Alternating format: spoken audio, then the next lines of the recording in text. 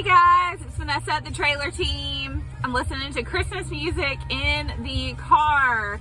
It is officially Christmas season, the day after Thanksgiving. I hope y'all had a great one.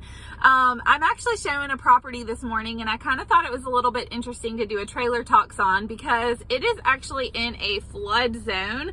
This is the FEMA map. As you can see, it is in zone AE. This is the property right here. This is the structure, and it crosses into, just a little bit of it crosses over into zone AE.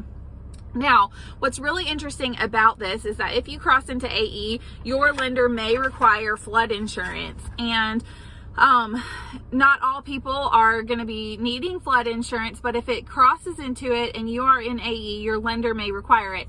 Now, I say may. I actually had a lake listing one time that just the portion of the deck crossed into AE, and what's interesting is the whole structure was deemed that it needed to have flood insurance. But you need to be smart. You need to have an agent that knows what they're doing, because we were able to get a flood certificate. That's when a surveyor goes out to the property and just surveys how high up the home is and where exactly the water line would come up to the home. Their home did not flood in the 2015 flood, this particular listing that we had.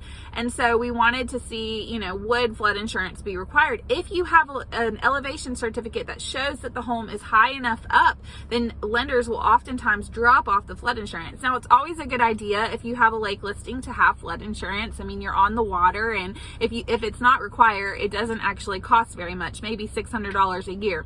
If it is required, it's going to cost a lot more, and you do have to take that into account with your premium and make sure that, you know, you have a budget for including flood insurance. And then for resale, sometimes flood insurance can be a little bit harder to pass on to the next buyer. So that is a sort of a hindrance sometimes to people that are buying the, you know, from you, the property. If it's not a big deal to you, I just want you to take that into account when you go to resell.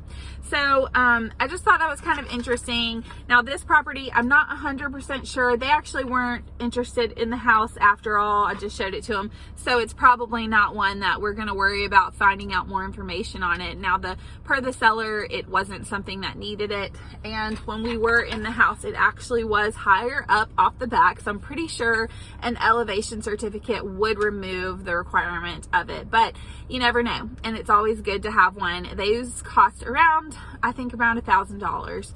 And so if you are in a flood zone, then you may want to consider having an elevation certificate, because it can help with resale down the road.